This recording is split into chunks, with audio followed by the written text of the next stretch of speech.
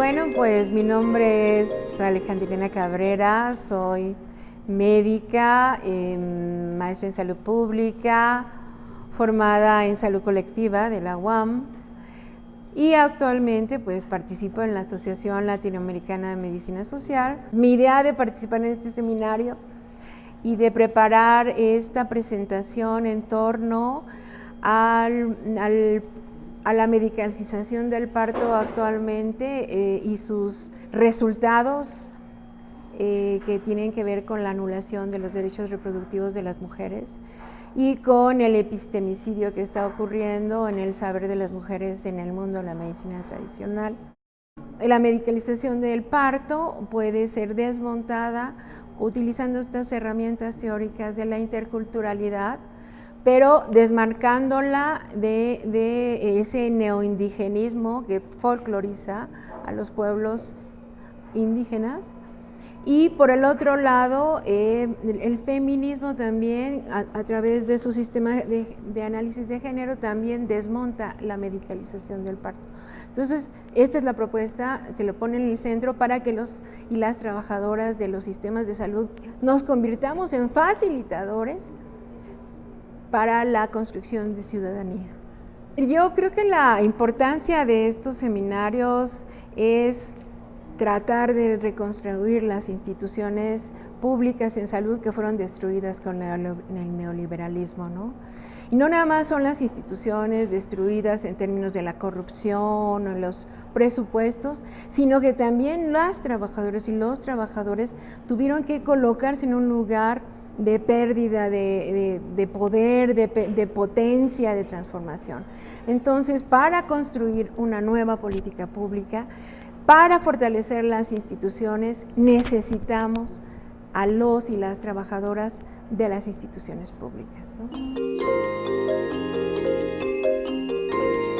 La preocupación que tenía yo para hacer este trabajo era pensar en el momento que estamos viviendo y en cuál es el reto de las instituciones públicas para hacer posible el ejercicio del derecho a la salud que construya ciudadanías. En este caso va a ser para las mujeres o cuerpos gestantes, como decía el compañero.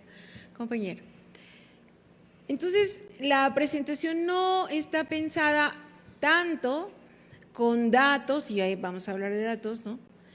Pero sí para aportar claves a quienes estamos en el servicio público, para tratar de buscar colocar nosotros lentes y hacer una lectura diferente de la realidad y no reproducir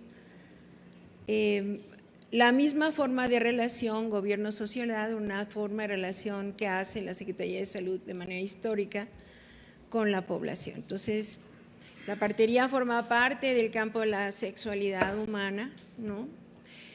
Y por eso celebraba la lucha de los colegas y las colegas, porque generalmente hablar de derechos reproductivos y sexuales te reduces al útero y a que los pobres y las mujeres pobres no se reproduzcan, ¿no? Entonces, se trata de dar un poquito de claves y categorías y contextos. Un poquito, vamos a seguirle aquí, le digo para que… Sí, gracias. Nada más para decirles, bueno, quienes somos la Asociación Latinoamericana de Medicina Social, nace hace más de 30 años en América Latina, acompañando los procesos de transformación de los países, estos procesos impulsados por los movimientos sociales. Es un cuerpo, hasta la fecha ha formado un cuerpo teórico al servicio de los procesos de transformación de los pueblos latinoamericanos. ¿Qué nos une? Podemos hacer muchas cosas, estar en diferentes trincheras, pero hay algo que nos une hasta la fecha. Pensar que la salud es un derecho y no es una mercancía. Vamos a seguir. ¿Quién me pone? Acá. Quisiera aportar un poquito el pensamiento latinoamericano de salud que se ha construido junto con las transformaciones de los pueblos en América Latina. Tiene una postura política porque se trata de construir en el camino del pensamiento crítico en salud. ¿Qué quiere decir eso? Ver más allá de lo que aparentemente está, utilizando herramientas teóricas que nos permita conocer las causas de las enfermedades y de los procesos de salud y muerte. Entonces, utilizamos herramientas como las determinantes sociales. Yo me he dado cuenta que el secretario actual ya utiliza la palabra determinación, ¿no? Pero fue una categoría que tiene más de 40 años en América Latina y que es un lente que permite ver las profundidades de la estructura económica de nuestros países dependientes en el mundo. La agenda política que construye a Lames en este pensamiento se basa en el cambio. Tenemos un horizonte. No se trata de cambiar para seguir siendo iguales, sino de pensar que somos capaces de cambiar el mundo y que la producción del pensamiento se inscribe en la batalla de la lucha por las ideas. También desarrolla herramientas epistémicas. ¿Qué quiere decir? Producimos, aprendemos y tumbamos también teorías de las ciencias sociales que nos permitan visibilizar un mundo posible de cambiar. Y además elaboramos metodologías y técnicas para ello. El objetivo epistémico es generar conocimientos para una reapropiación de la vida. El compromiso político de la asociación es un compromiso sanitario hacia los pueblos de cara al cambio y a su emancipación. En estos años hemos acompañado, nació en las universidades de América Latina, nació en Brasil, y precisamente fue Brasil la que, cuando incluye el derecho a la salud en su constitución en los años 80, necesitaba platicar con las trabajadoras y los trabajadores y decirles: sin ustedes no podemos. Podemos hacer mucho discurso de izquierda y de cambio, pero sin ustedes no podemos, ¿no? Y de esta es la preocupación para esta presentación. Hemos estado desarrollando pensamiento crítico dentro de los movimientos sociales, en este caso en el movimiento del feminismo o los feminismos de América Latina. Para esta ponencia yo me inscribo ahí como militante, en la producción académica, y últimamente se ha producido conocimiento crítico en el acompañamiento de los procesos de los gobiernos progresistas en América Latina. Diversos compañeros, como la doctora hoy, la doctora Asa Cristina, y otros compañeros han sido secretarios de salud en Bolivia, en Brasil, en Argentina y puestos importantes en Chile. Eso nos dio mucha experiencia y además una forma, vamos a continuar, de revisar qué hemos hecho. Y hoy, a la luz de lo que ha pasado en Brasil, pues nos preguntamos cuáles son los aciertos, ¿no? ¿A dónde estábamos construyendo? ¿Con quiénes estábamos aliándonos? Como si pensábamos que Brasil tenía un cuerpo de trabajadores, el sistema de salud de los más grandes en el continente, cuya construcción fue posible gracias a los trabajadores y las trabajadoras de salud, ¿no? Entonces eso nos hizo revisarnos como pensadoras de izquierda, qué corrientes de las ciencias sociales estábamos utilizando, una revisión del marxismo, los feminismos, etcétera, ¿no? ¿Qué no hicimos? Porque ya, bueno, pronto esperamos, Bolivia está acorralada, pero bueno, ya estamos viendo qué pasó en Ecuador, ¿no? También compañeros de Ecuador, de Alames, estuvieron ahí. Y hoy el movimiento indígena en Ecuador volvió a salir y puso un alto a las medidas. ¿Y nosotros cómo hacemos estas lecturas, no? Bueno, una lección aprendida para que no se repita es que nosotros tenemos que revisar dentro del pensamiento crítico en salud el mito de la modernidad, ¿no? Y todos nuestros discursos inscritos en las políticas de salud. Ahorita voy a hablar un poquito en el tema del parto, pero se puede reproducir en muchas maneras, ¿no? Desde pensar que queremos un sistema de salud parecido a Dinamarca, ¿no? que por ahí hemos oído, o pensar que podemos y tenemos la suficiente experiencia y capital intelectual para producir un sistema propio. Entonces, también asomarnos a otras experiencias, no nada más europeas, sino del sur de este planeta, que nos pueden ayudar.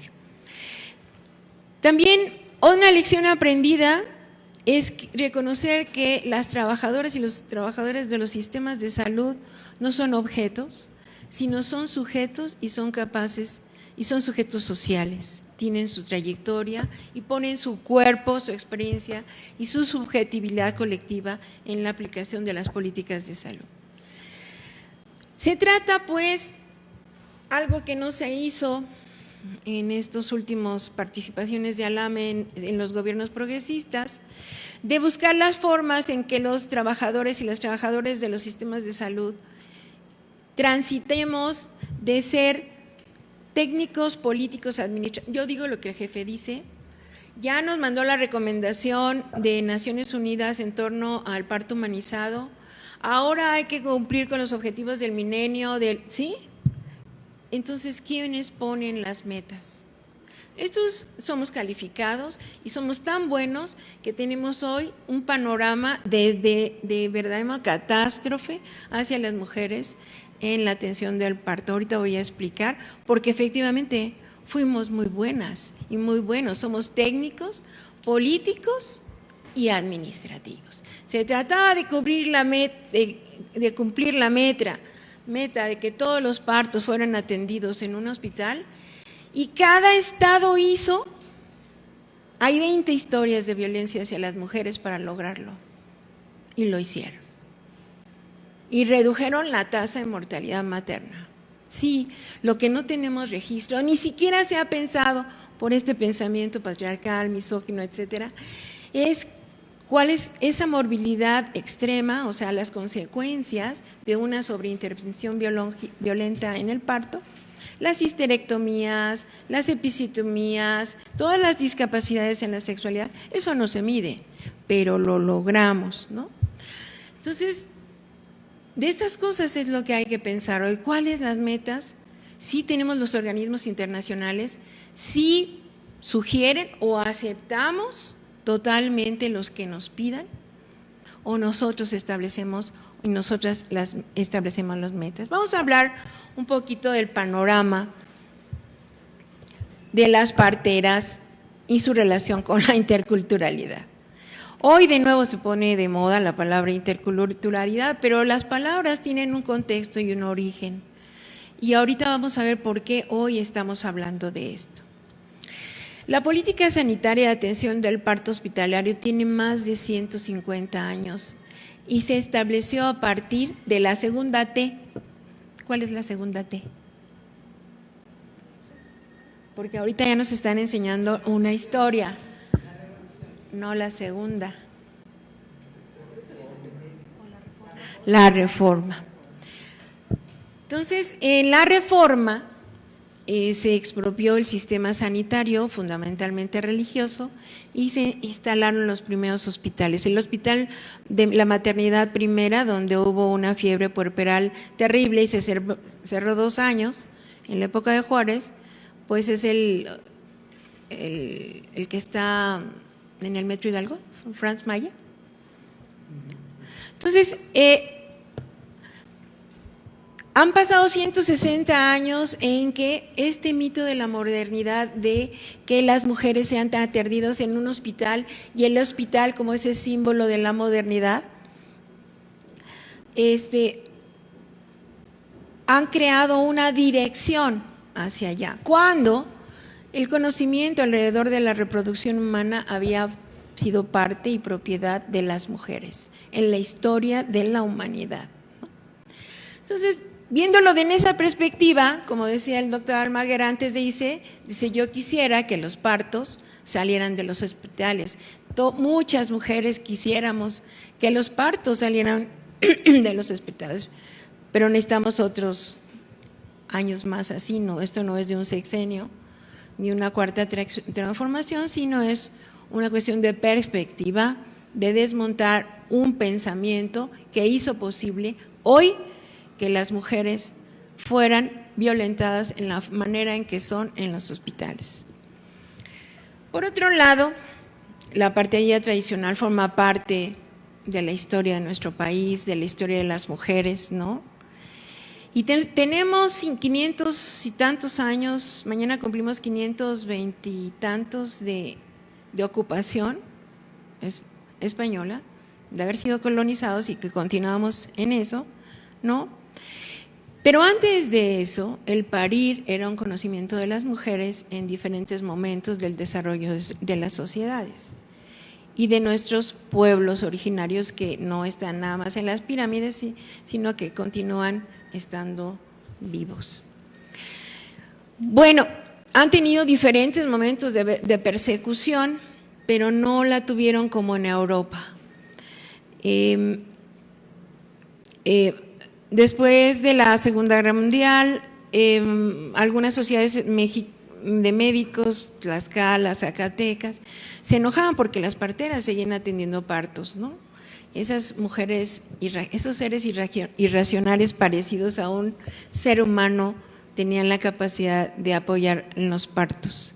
Pero en realidad no fueron perseguidas como en otros países en nuestro continente. Sin embargo, la política de partería de los años 70 a los 80, la OMS, es un organismo internacional, se crea, todavía era bastante respetable en sus indicaciones e impulsaba una política de cambio de dirección del desarrollo de los sistemas a través de una estrategia de atención primaria de la salud, en donde las parteras fueron incluidas. En ese tiempo había que bajar la población, teníamos una fecundidad de 4 o 3 y había que bajarla como fuera. Entonces las parteras fueron un instrumento de extensión de cobertura y de política de planificación familiar. La enfermería obstétrica, que había nacido la enfermería por medio de la obstetricia y la salud pública, casi se extingue en esta década, y las parteras en la política sanitaria del Estado hacia las parteras tradicionales o empíricas se inclinaba a un parto limpio. Había el mito de que ellas eran las culpables de la muerte materna, ¿no? En el 90 se capacita a las parteras en el enfoque del riesgo y ellas son las que detectan el riesgo, pero siguen atendiendo partos. En el año del 2000 al 2015 es una década verdaderamente catastrófica para las mujeres en época gestante, porque el paradigma que se implanta de manera tuvo muchos beneficios económicos, menos para las mujeres, fue el relacionado con la atención obstétrica para reducir la muerte materna, considerando que todo parto era potencialmente una emergencia, ¿no? Y eso hizo que las parteras tradicionales perdieran el piso, perdieran su función, perdieran su oficio. La meta se trataba de reducir la mortalidad materna del 75% para llegar a los objetivos del milenio, que no llegamos, ¿no?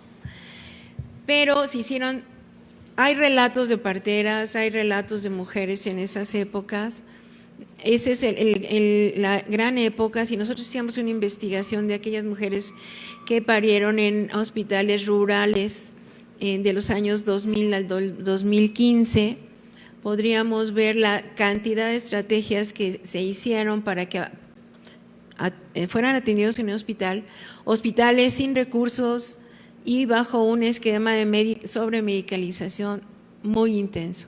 Entonces, quizá podríamos detectar la morbilidad extrema en estas mujeres que fueron atendidas de manera muy violenta. Vamos a continuar. Los resultados es que en el 87 una partera atendía 45% de los partos en una comunidad. En el 97 el 11%. En el 2012 el 2.1%.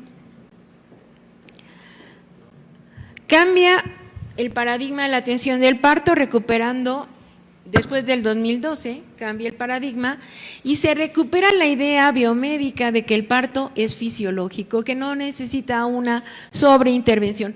Y esto tiene muchas fuentes de recuperación. Ya para entonces varias compañeras, varias activistas del feminismo y después incorporadas a las agencias van tratando de volver a cuestionar esta medicalización del parto para hacer una serie de propuestas sobre parto humanizado o parto respetado. Pocas organizaciones no gubernamentales en México lo implantan y lo impulsan. De nuevo vuelve a ser una lucha de resistencia desde las mujeres, desde la sociedad civil. Vamos a continuar. El parto humanizado, de fondo, pretende colocar a las mujeres como sujetas o cuerpos gestantes como sujetos de derechos. Se considera desde los feminismos que la maternidad es posible cuando se cursa esta como una experiencia emancipatoria. En respuesta al paradigma judío-cristiano colonial de parir con dolor, es como un mandato incorporado desde las sociedades colonizadas latinoamericanas. Se inicia un pequeño movimiento de formación de parteras profesionales y empíricas que consideran este espacio como un espacio más de resistencia y militancia del feminismo. Se implementan desde las organizaciones de la sociedad civil diversas propuestas de autoformación. Algunas se mercantilizan, pero esta no es la tendencia. Alimentadas por el aporte de las feministas teóricas que recuperan desde la historia de la nueva lectura de la historia de las mujeres, el saber de las mujeres en la partería. Hay mucha producción de España, Italia, Argentina, principalmente los feminismos argentinos. Tenemos muchas historiadoras en torno a los conocimientos del saber de la partería que fueron soslayados cuando se empieza a implementar el pensamiento médico hegemónico. Hay un informe que se lo recomiendo que se llama Informe de las parteras en el mundo, que habla de qué pasa en México. Y lo va a ver en 4 variables. Uno, la disponibilidad. ¿Qué quiere decir? ¿Existen o no parteras en México? En este informe participaron 73 países, ¿no? Y México registra que existen 78 parteras registradas y con cédulas que ejercen y están incorporadas al sistema de salud mexicano, ¿no? De los 104.374 prestadores de salud en relación con la atención del parto, solamente hay 78 con cédula. Se calcula que existen alrededor de 15,000 parteras tradicionales. Una de las cosas que generalmente hacen las políticas indigenistas es hacer directorios, a ver cuántos hay. Y entonces empieza una discusión de quién es partera, de raza, de sangre, de qué color la sangre, y nos empiezan a dividir, ¿no? Pero vamos a pensar que aquí las etiquetan como parteras tradicionales. En cuanto a accesibilidad a este tipo de partería, la partera en el concepto del conocimiento de las mujeres en torno al parto es la mujer que acompaña a la niña desde que nace hasta que muere. No es nada más el momento de la reproducción que nosotros constantemente es lo que vemos, pero las parteras saben levantar la matriz y generalmente se lo hacen a mujeres que han tenido 7 hijos y tienen un descenso de pelvis. O sea, el conocimiento de partería es mucho más allá que el momento de la reproducción, del parto, ¿no? Entonces, en cuanto a la accesibilidad, han tenido acceso a parteras profesionales quienes tienen posibilidades de pagar los servicios. Graciela Freyermund hizo un estudio de cuánto están cobrando las parteras profesionales y oscilan entre 14,000 y 5,000 pesos de manera privada, ¿no? Eso fue hace como 2 años, yo creo que ahorita de ser mal. Y bueno, conozco compañeras que un parto en casa en una de las colonias bonitas de Cuernavaca, pues cuesta 30,000 pesos, ¿no? Entonces, bueno, ese tipo de población.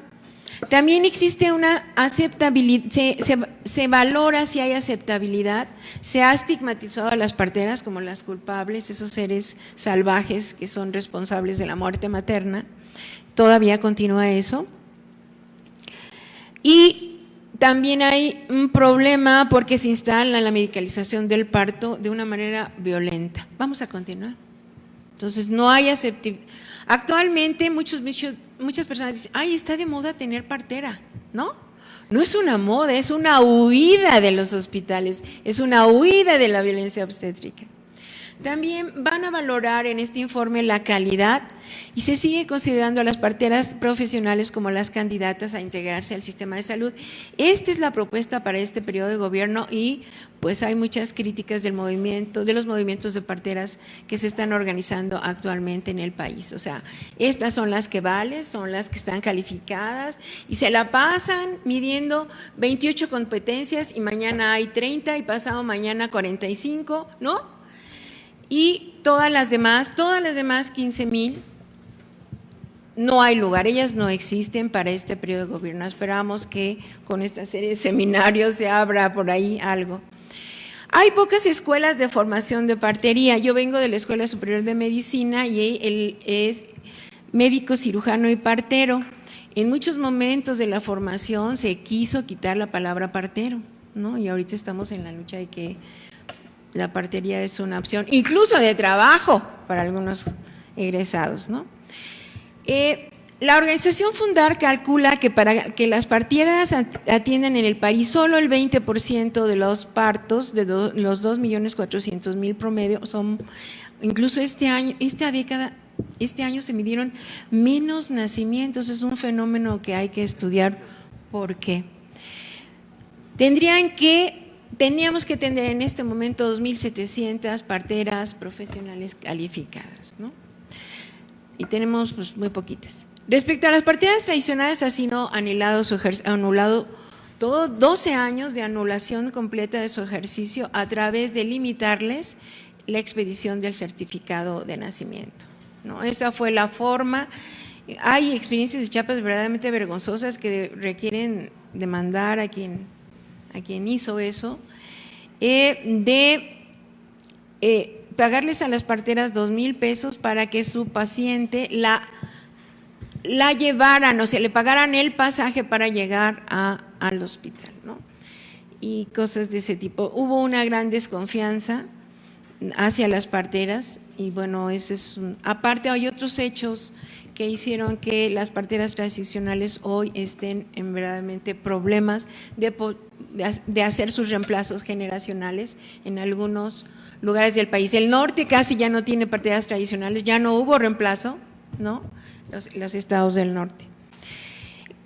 Las parteras tradicionales han iniciado un movimiento de resistencia creado desde los estados de Chiapas, Oaxaca, Guerrero y Yucatán por la recuperación de su oficio y el respeto institucional a su trabajo.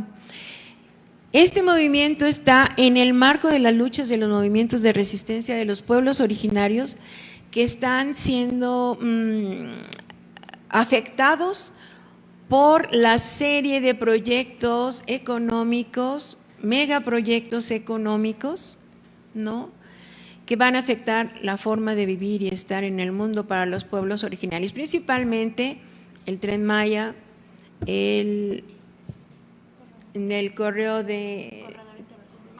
corredor, etcétera. Las parteras forman parte de hacer la vida en los pueblos y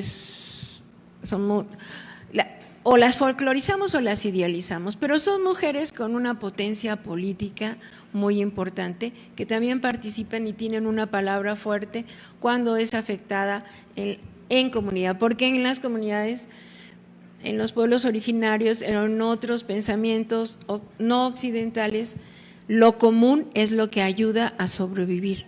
Entonces, lo común lo forman parte ellas de eso. Por eso, las resistencias y la lucha de la partería actualmente se está inscribiendo en los movimientos de lucha, de resistencia contra estos megaproyectos.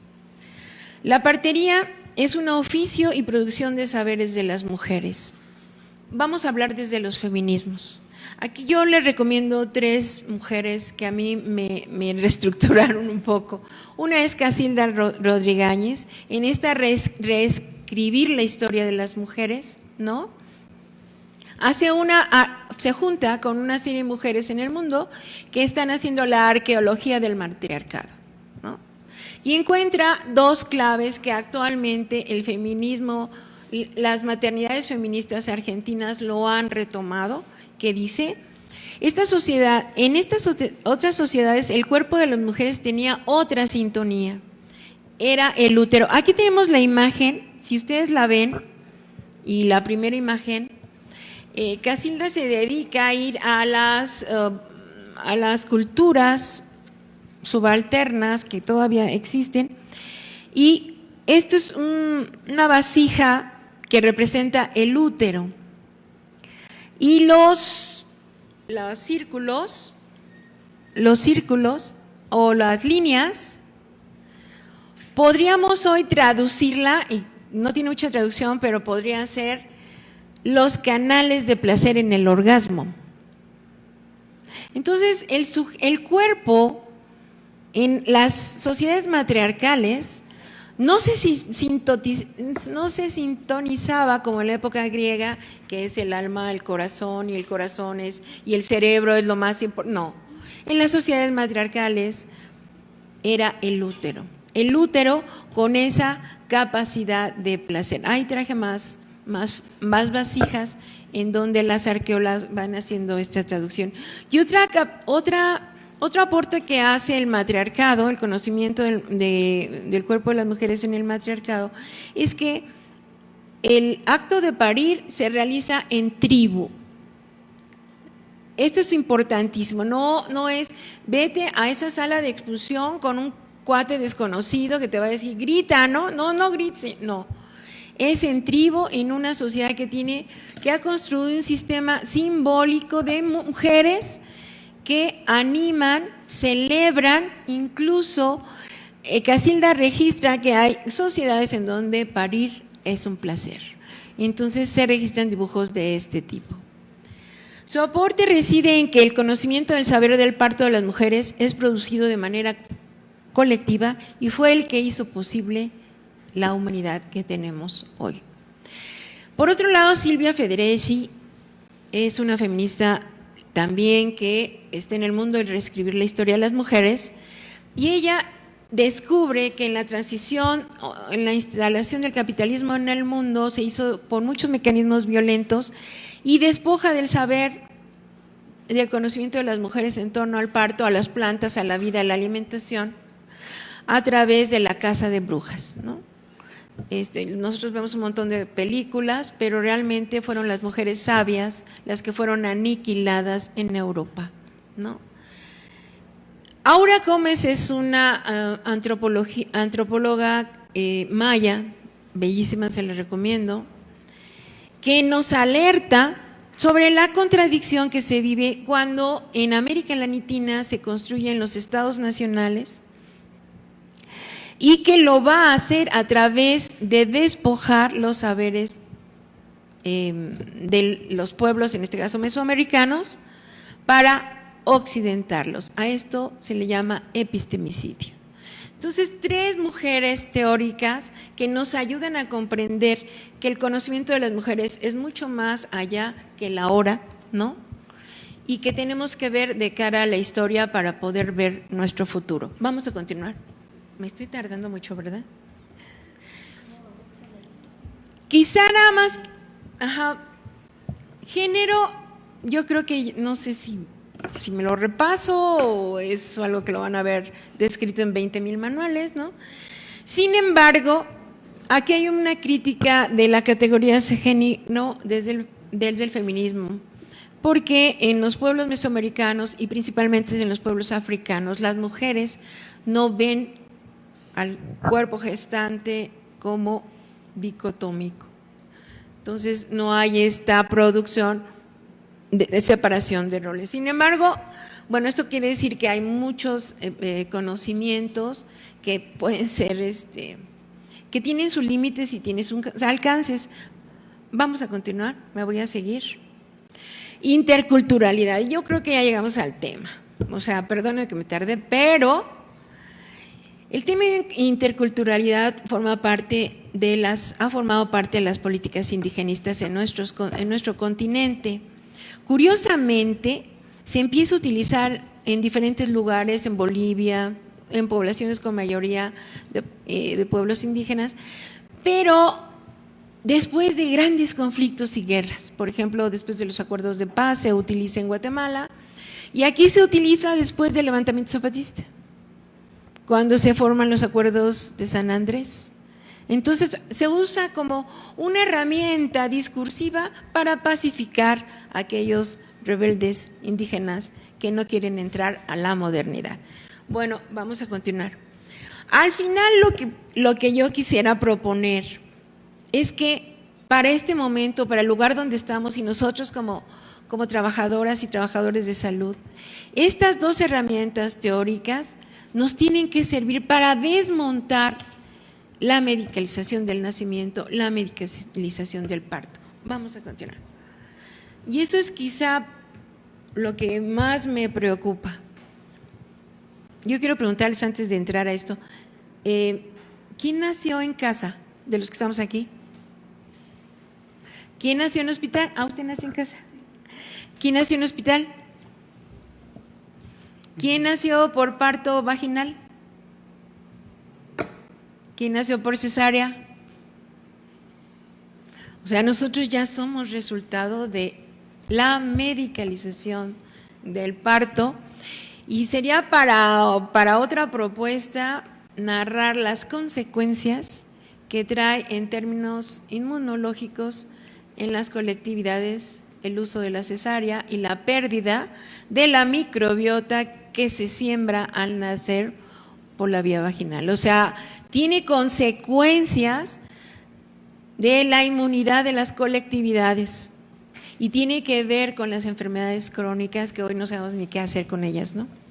Bueno, ¿cómo desmontar? Tenemos 5 dimensiones de este paradigma. 1, el ontológico. Dejar de considerar que el cuerpo es una máquina que se puede dividir en cachitos, como dice el compañero Rocha, ¿no? Y ¿por qué se hizo? Pues porque es una forma mercantil del conocimiento, y pues para cachito, por ejemplo, el proctólogo pues ya tiene su consultorio, ¿no? Bueno, entonces, no, el cuerpo no es una máquina, el cuerpo está en los sujetos sociales, pensantes, sexos sensibles. Epistemológicamente, la medicalización instala todo un mecanismo del miedo, y esa es la mejor forma de controlar. Casilda dice que la cultura judeocristiana nos controla por el miedo y la culpa, y la medicalización instala el miedo. No, ¿y ya te fuiste a revisar? No, yo llevo 5 ultrasonidos por mes, ¿no? Yo estuve trabajando en una maternidad 10 años y el miedo tiene muchas formas y no hay estudios que relacionen el miedo con las principales causas de muerte, por ejemplo la preeclampsia, ¿no? Bueno, entonces epistemológicamente produce conocimiento a través del miedo y lo transforma algo que es natural, normal, en una enfermedad. Metodológicamente produce conocimiento sin sujeta, o sea, sin mujeres, ¿no? Es una máquina, pues al fin en la iglesia le enseñaron que parirán con dolor, pues aguántese señora, ¿no? Y la forma en que sistematiza el conocimiento es a través de un pensamiento muy positivista, basado en estadísticas que van a documentar lo que es la normalidad. Hay que desmontar eso, no hay normalidad, ¿no?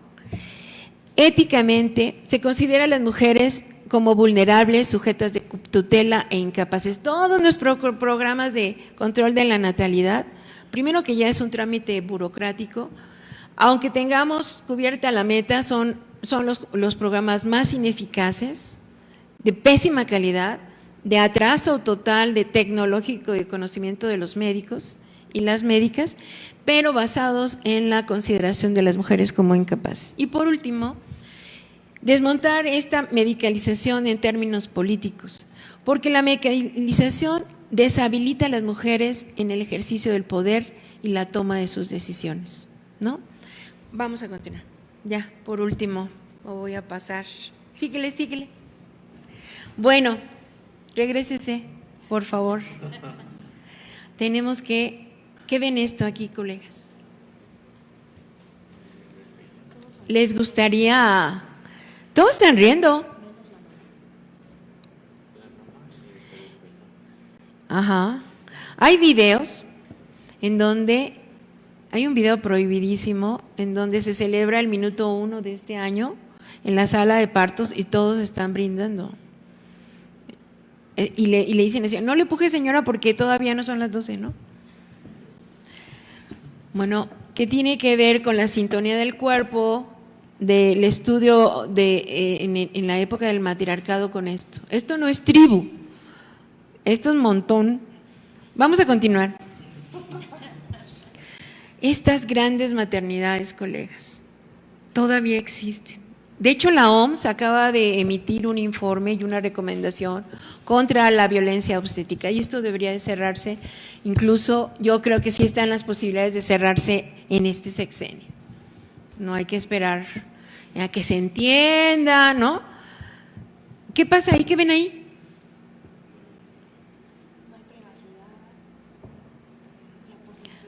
No, y todavía tenemos aquí en la Ciudad de México, bueno, no digo, seguimos. ¿Qué vemos aquí?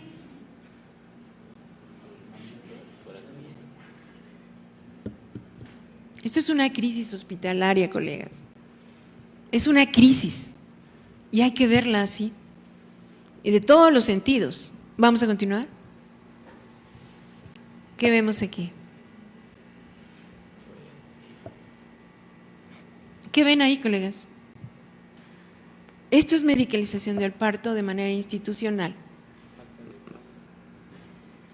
Entonces uno dice, no, pues entonces, mira cuántas mujeres, hay que hacer una maternidad más grande, y más grande, y más grande. No alcanza el presupuesto, estamos en austeridad, ¿no? Entonces, vamos a continuar. ¿Qué vemos aquí?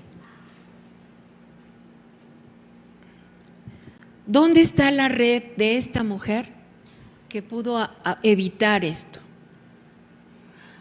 ¿Dónde están las instituciones que consideraban que eran las mujeres? Vamos a continuar. Aquí está el paradigma. Desmontar la medicalización del parto desde el feminismo o los feminismos es la propuesta, donde el género funciona como una lupa que identifica los sistemas de discriminación y racismo hacia las mujeres o cuerpos gestantes.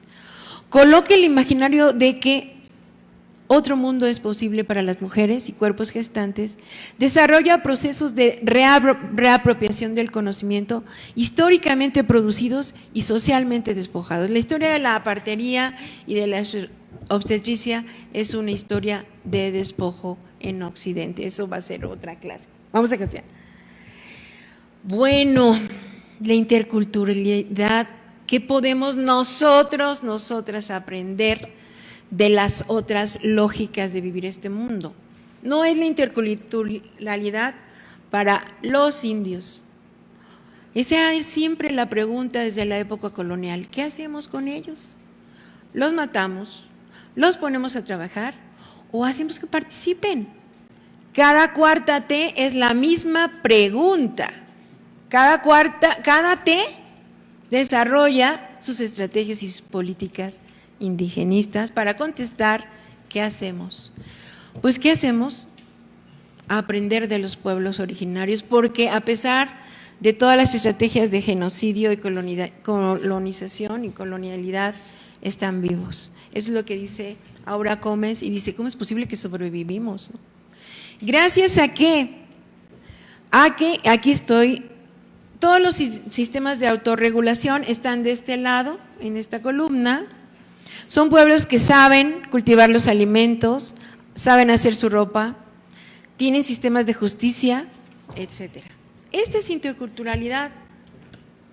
Esta es la nuestra, que no nos sirve para nada, y esta es la que es posible nosotros aprender.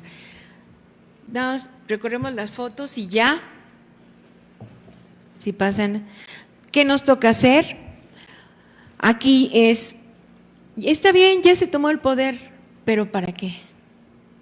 Tomar el poder sin cambiar el mundo, ya sabemos las respuestas, ahí está Brasil.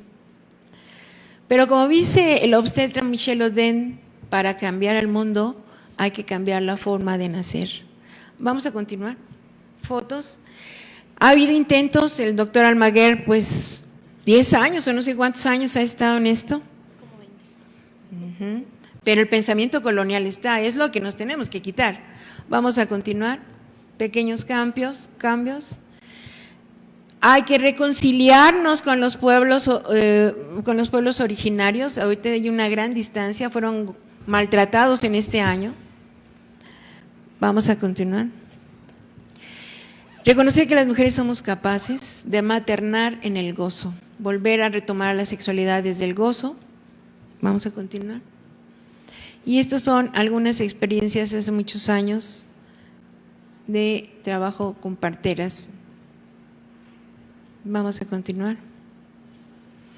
La sacralidad que existe, es decir, yo no puedo destruir lo otro, lo vivo. Esa es sacralidad de los pueblos originarios. Vamos a continuar. Ya. Muchas gracias.